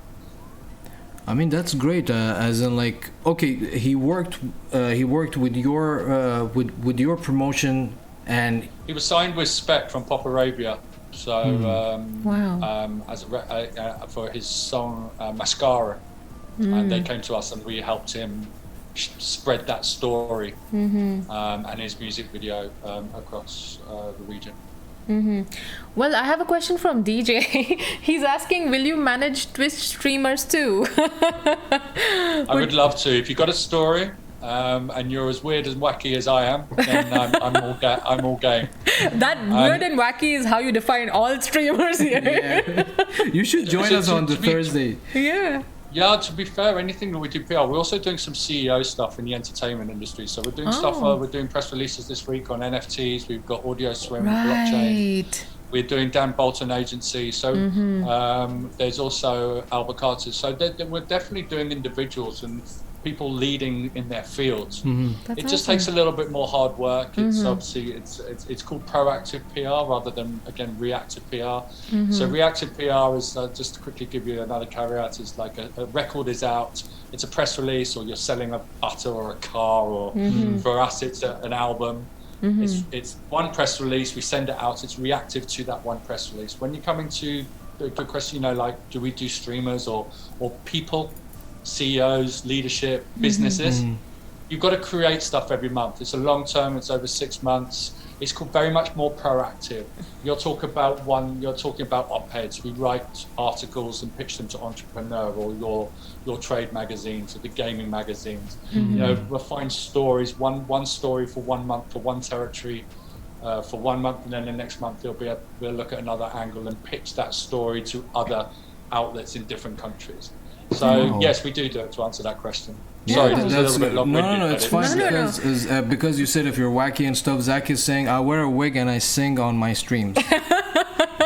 And yeah, he has a character, so it sounds like someone to go out for a good night out with. Yeah, and that character called Digina. Yeah, and I've seen, and wow, like it's so entertaining to watch him. Like, he's crazy. He got a soundboard and he changed his voice, and it's like that's the thing. Like, Twitch is like you were talking about DIY. Twitch is DIY. Yeah, everything. Everything. I mean, it's such a good platform for people to show their individual personalities without any filters. Yep. There are no filters here. That's the biggest advantage. Like, you can be yourself. You can create your brand as yourself. Like, if you're not in this region, yes, you are unfiltered. You can go. No, I mean, meaning like you don't need to alter anything. Like, you can literally be yourself freely. Like, either your characters you're playing or I think you can be who you want to be in this region. That's just a personal point of view. There's different. Yeah, not naive to the fact. I've been here 7 years, and I know that different countries have different levels. But as an artist, or as you say, online, I think this is a good platform for people to be. Exactly. Within. And I totally get there are countries that you can't be fully who you want to be. Exactly. And I respect that and feel. Like, for example, today. Frustration and pain. Yeah, like our good friend Knox, he was streaming today. He just put a tag of you can put tags while you're starting something like a hashtag, but which like triggers the region or something. So he put Indian or Anglo-Indian. So he just like a couple of hours ago, he got 10 new followers. And we were on a stream, so we saw it happen. It was amazing. It's crazy, And Twitch is very supportive community. Very supportive community. They don't care like, as long as you're entertaining and you literally have viewers that come back to you because they love your content. Exactly. Like, there is very, very minimal effort you need to do other than just entertain them. Like, there is not much that goes into promoting yourself or anything. It's just that once they like you, they come for enjoying on the stream. Like, just see what you can, if you need any help, I'm gonna help you out as much as I can regarding Twitch. I mean, maybe you can give classes or tips or tricks or something like that. I mean, there is a whole thing. I bet that. I mean, already within this 1.5 hour, I've learned so much about this field that I didn't have knowledge before. Knox is saying the unpredictability. What? Unpredictability of this platform is why people come back. That's so true. So that's true, very true. Yeah, like we once went on a channel of someone from UK. His handle on Twitch is Daddy Wisdom. He is such a kind person. He made us there are steps for affiliation, meaning like you can start gaining more benefits out of Twitch. So he made sure that we got that many followers and like so helpful. Like, we don't even know him. DJ, he's not gaining anything. Like, it's such a selfless community. That's the advantage here. Very supportive. Thanks to them, we're here and we're still grinding. Okay, so I let's go back to the questions. By the way, welcome to She's a Phoenix Brain. She's like this. She explains something and suddenly changes the topic. No, because see, I have, everyone knows here in the comments, people, they know I have, I'm functioning, I'm functioning on 2 brain cells. So I will say something and then I'll remember. If I don't say it, I'll forget it. Yep. So yeah. So please go ahead. So I was asking, because I saw on Tobie's Instagram, which is Tobie Allen, he is like immensely into, Okay. Okay, at Tobie Allen. Are you happy? Okay. So I wanted to, because I saw that you actually have done the Ironman, which is a very performance, like it's immensely physically taxing performance related sport. It is insane. Sorry, I'm losing from.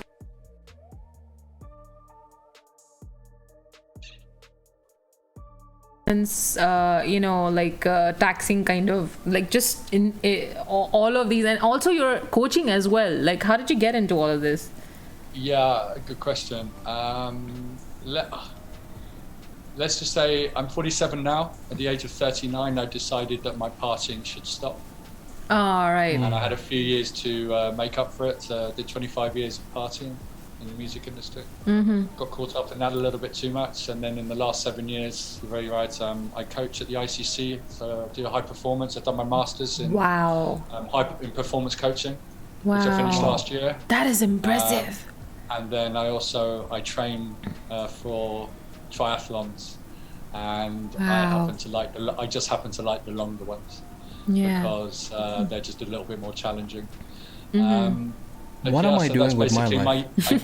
It just keeps me as my yin and my yang. So all the business stuff that I've learned, I then transfer into having 60 children in front of me, which I'm in charge of at the ICC, as well as high performance there. And we were very lucky to be able to coach the UAE under 16 side. 2 years ago, I was able to do that last year. That's amazing. Sorry, Tobie, but there's a question from one of our followers. They're asking, what is ICC?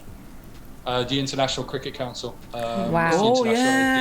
Okay. That's what it is. So I coach cricket to all the Indians and the Pakistani there's and the Sri Lankans and all the Bangladeshis.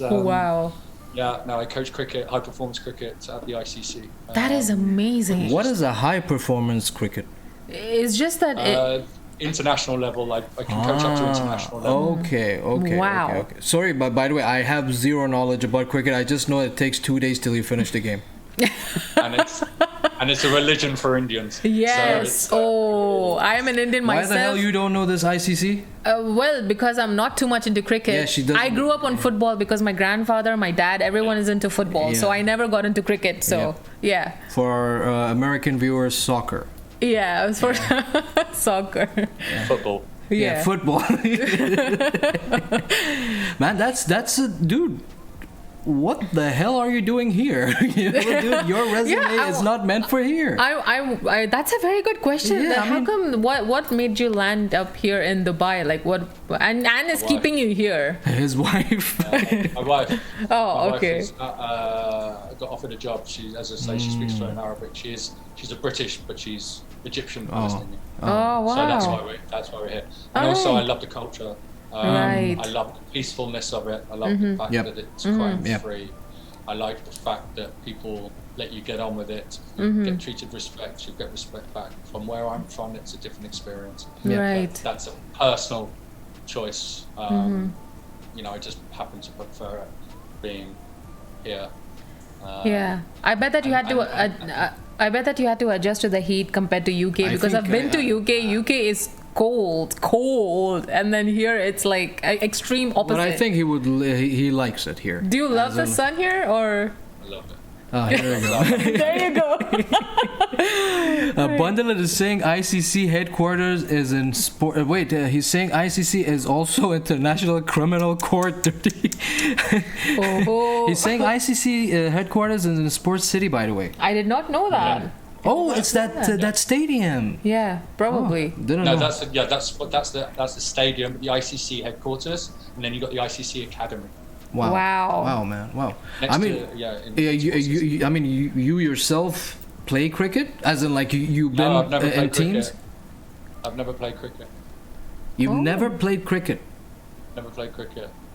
And how the hell are you teaching it? Because it's a way of coaching. I know the sport. Don't get me wrong. I know the sport very well, and obviously I've done Your homework. I've done my badges, and I've done experience of coaching. But you don't have to be an ex-professional. You don't have to coach in the modern day coaching. It's you'll find this in schools. It's very question-based coaching. Right. Yeah, that's right. So the theory is, most people will know Sachin Tendulkar. Yep, Sachin Sachin To Tendulkar. use this as a good example, Sachin Tendulkar will ask us that he wants to have a practice. I could still, the premise is I could still have a net session with Sachin Tendulkar, because the first question was asked is, what do you want to do? Do we just create an environment for them to practice what they want to practice? You're not telling them what to do or how to be better because they're good enough, and that's high performance coaching. You're creating environments and asking them questions like, how do you feel? What did that look like to you? And they'll go, oh, that was a bit, I didn't really like that, it was a bit off balance. Okay, so what could you do to get more balance? Keep your eyes level, or something. Wow. And you have this type of dialogue, and that's high performance coaching. So you're just managing, you're not coaching. Nice, Okay. nice. So before I go on to my next question, we have a question from Bundlehead. A request for Mana Music. Can you please put a petition to ICC to abolish Duckworth-Lewis method? What is that? I think this is Since I don't know, I I don't thought know I was the coming sport. up. This is great. I'm talking about cricket. Duckworth-Lewis method is basically a method that was I don't know the dictionary term. Okay. But to get a result when weather caused the game to finish early. So if it was raining, there is a method of working out if a team was doing better or worse at that point that the rain stops play in order to give a result. Does that make sense? So this is a rule, I guess, because a lot of these countries that it's prominent in have either the monsoon season or it's a country where, like for example, UK, where it's it rains, or Australia as well. So wow, that's interesting. Okay, how this method is applied in these situations? Like they say, like, fuck it, there's rain and we're gonna stop the game and I win. There's a piece of paper, piece of A4. Okay. And the runs, basically there's overs. You know what an over is? Yeah. Every over. Yeah. And then they've got the runs down the side. And then there's they counteract that for the second innings. Right. And at every over, if the team is not over where the other team was, or they've calculated a new figure.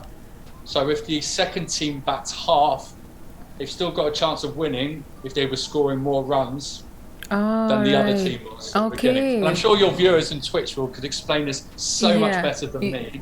I mean, they're already just... Carry on. I was just going to say, this is cricket's hard enough as it is, or to understand some people. Yeah, true. If you don't even know the game of cricket, trying to explain the Duckworth system is it's because not quite the time we could be here. The runs and overs and everything, it's you need to... Like, I remember playing cricket with my childhood friend, and they would just tell me, like, listen, go stand there at the end. If the ball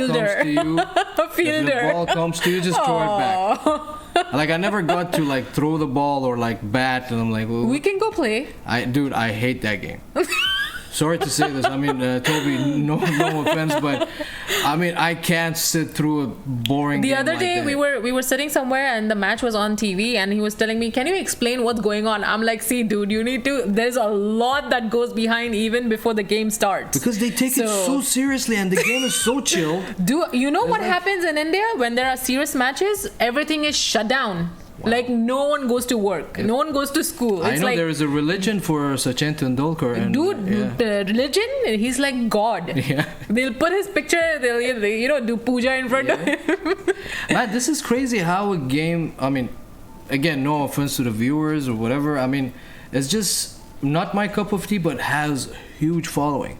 Huge. You know what in an Indian family, if you're not a doctor, lawyer, or like someone like, in that That's field, one of the criteria. Yeah. If you say you want to become a cricketer, parents are like, okay, that's okay, beta, go. Go, beta, that's fine. There's 96 cricket associations around the world. Yeah, out of imagine. 196 countries. Yeah. Official countries associated. So I have my we can say maybe last question. last couple of questions, because Tobie needs to. So I want to ask, because I've seen Ironman competitions, because this is like basically it's divided into sections. You have to run. If I'm not mistaken, there's biking and there's swimming. So which part of it was very challenging for you, and which was the most favorite part for you? The swim was probably the easier part, which was 3.8 kilometers. Okay. Nice. And then the bike was the more difficult one, which took me about 8 hours, and it should have taken me 6. Wow. And then the fun part, because I liked the pain, was the marathon after getting off the bike. Oh God, that's why it's called Ironman, because it's constant, like you need your stamina up high. That's why I respect people who do this. So much respect. I'm not the quickest, but the whole initiative to do it, it's more than enough. And imagine the amount it's good. It's a good thing I was going to say is the challenge, is the process. I prefer the training. Every day, we like, even in this heat, you're out. You're either swimming, running, or cycling, or in gym, or yoga, or doing. The process of training to and then completing it is more fun than the race itself. And I take that into business, or whether it's coaching, or in the studies, or it's just enjoy the process. Enjoy life. I've got a couple of things. Like if you're looking forward to the weekend, then you're in the wrong job. Or if you hate Mondays, you're definitely in the wrong job. That is so true. That is so true.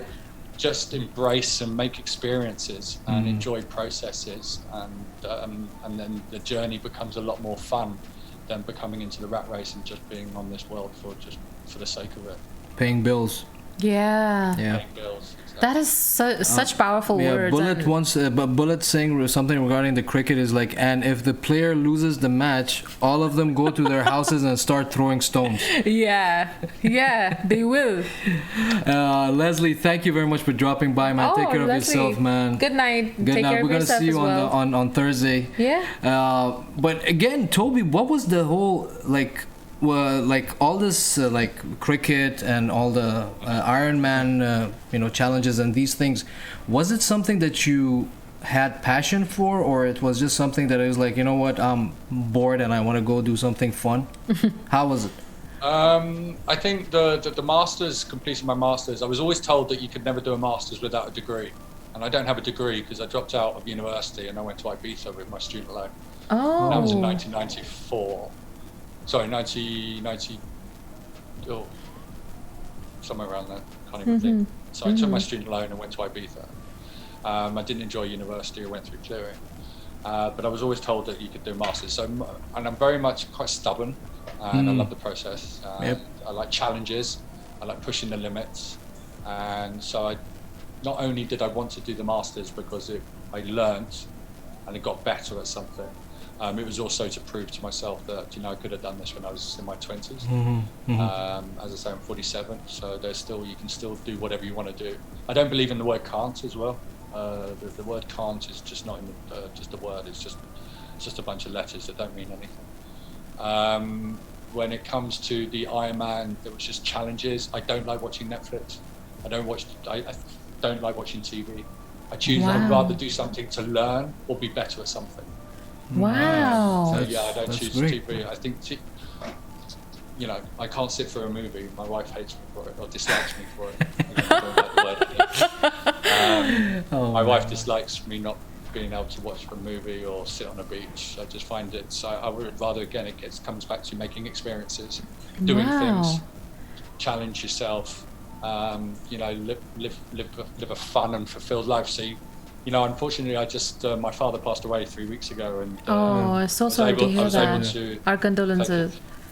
I appreciate that. It's a circle of life.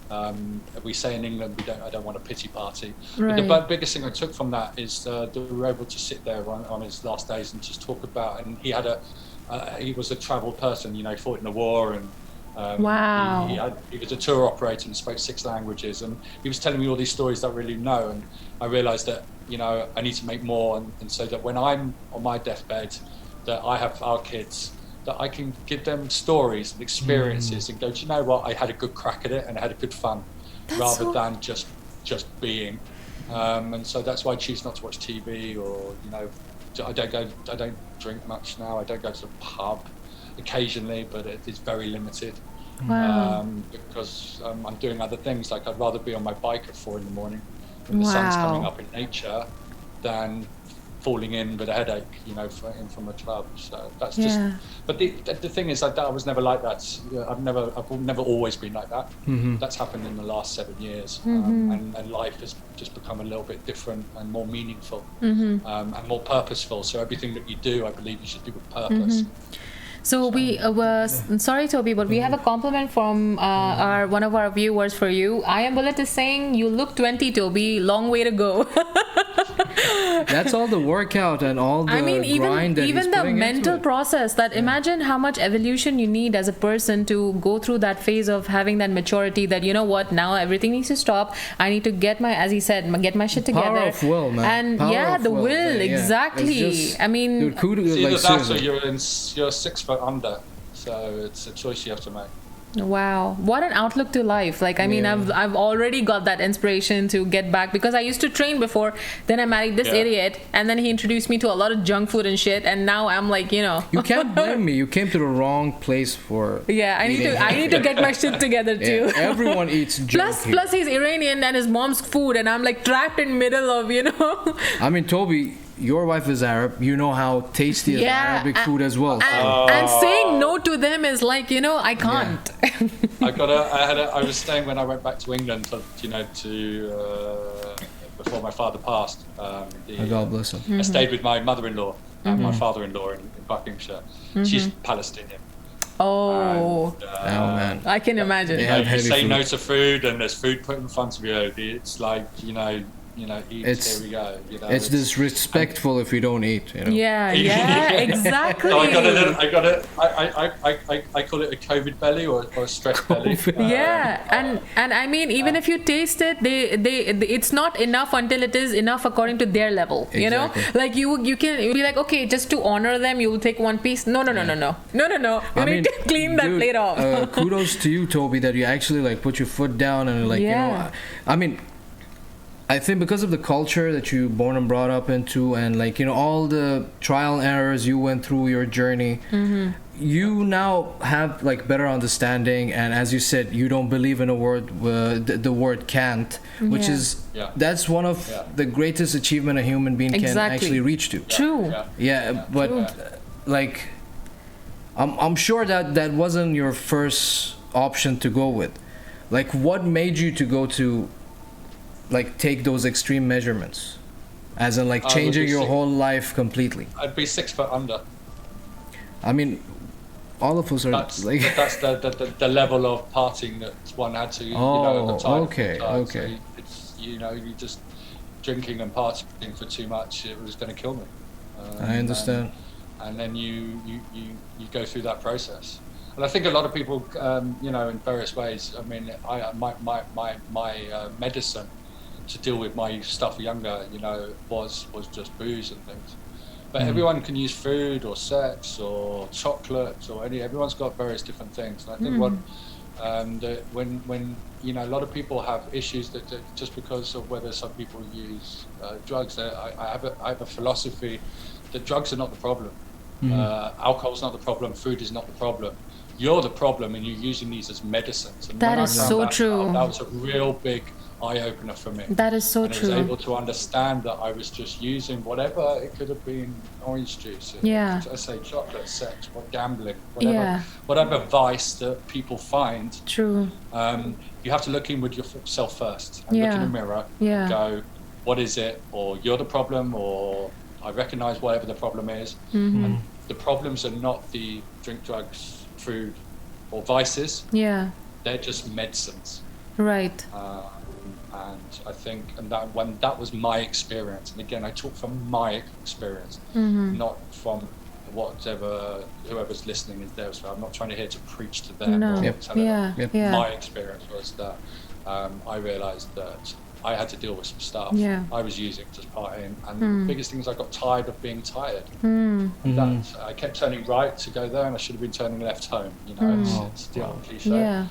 But finally, I was able, with some help, to have a different outlook in life and grab it by the balls and tackle it head on. Right. And enjoy That's it. awesome.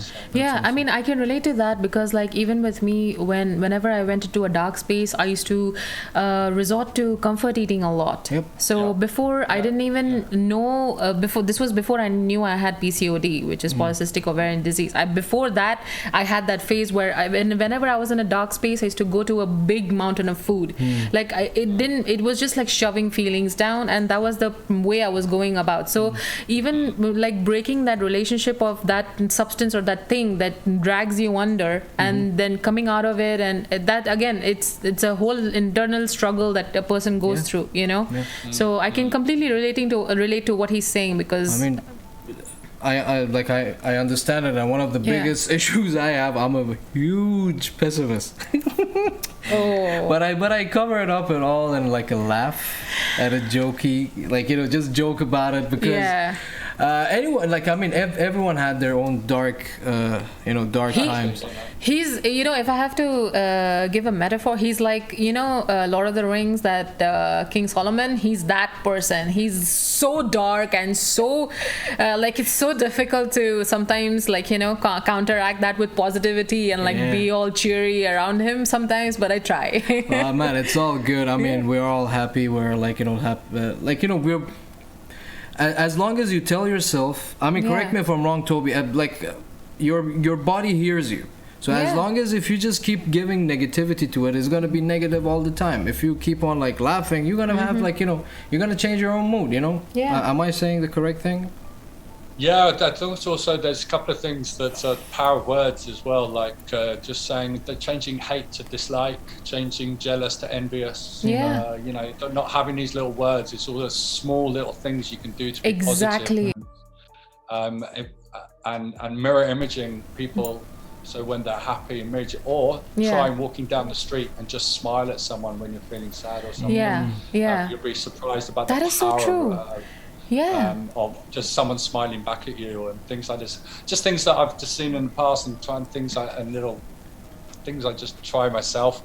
Again, I'm not trying to be a guru or you know, and all that. It's just, I just try and be, I have a code that I try and live by each day, you know, how I can be of service, live with integrity, be humble, do a gratitude list, and how, you know, and just be a nice bloke, and you know, and you feel a lot better for it, you know. Yes, exactly. And you know, that we're all going to go through trials and tribulations, but there's always someone more worse off, to be grateful. Exactly. Yeah, that is so true.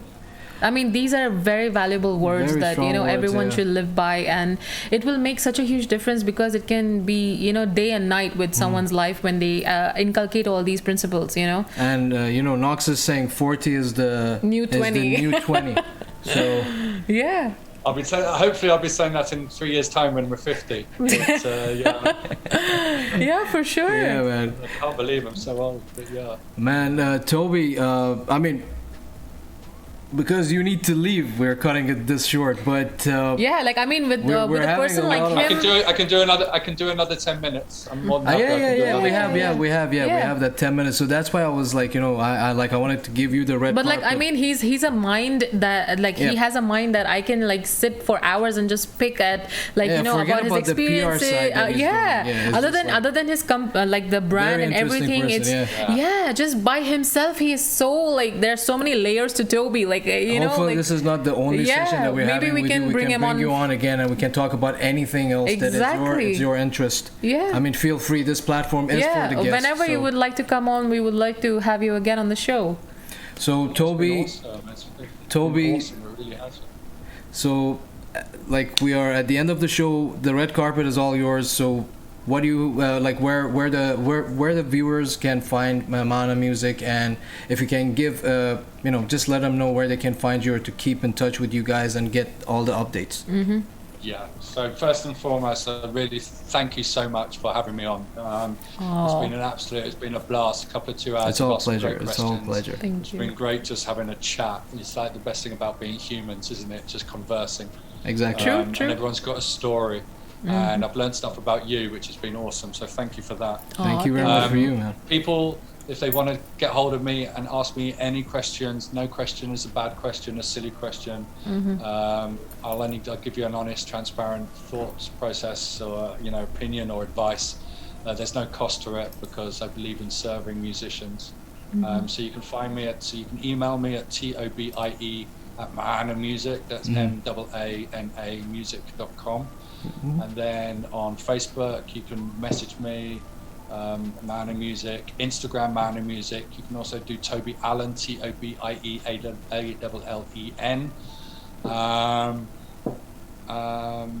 Actually, I'll even give if you want me to give my mobile number. I don't know if that's allowed on here. I can because it's public domain. We can do one thing. I'm like, anyway, once I'm going to be uploading this session on YouTube, I'm going to be putting all the captions. So I'm going to be putting your personal page as well. So in case if they want to, direct message you, that's the best way. Yeah, exactly. And if anyone just wants to know, even if they're before signing or if they think about they want to start music, and they want to have a 15-minute chat, just please get in touch. That's what we're here for. If you've got music and you want to release it, even better. We're happy to deliver that in PR, social media, and branding. Yeah.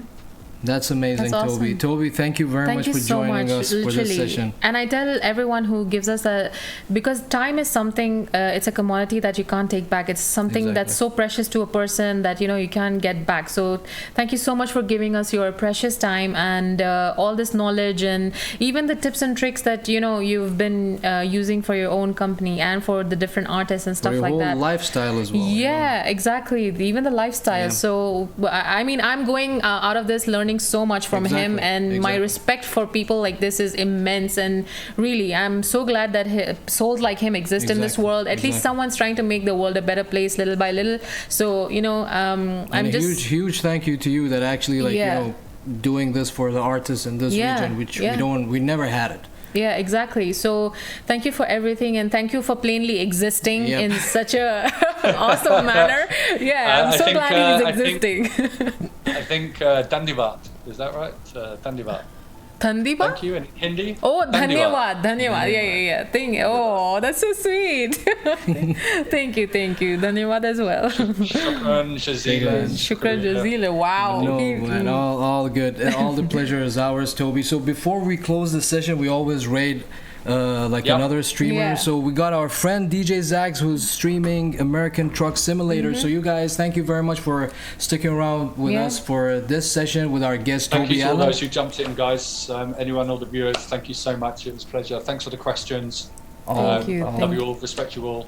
Thank you very much, Tobie. Thank you so much. Thank you. So if you guys like American Truck Simulator, please join us. We're going to be rating Zach's channel. So anyway, guys, stay safe. It's horrible times. Stay safe, and we're going to see you guys on Thursday. And again, Tobie, thank you very much for joining us. Nox is saying DJ is done. Daddy Wisdom is on. I think, no, DJ is on. He's online. Yeah, he's online. Okay. Anyway, we'll see you guys around on Thursday. Bye, see you everyone. See you Thank guys. you so much for care. staying. Thank you. Take care. Thank you.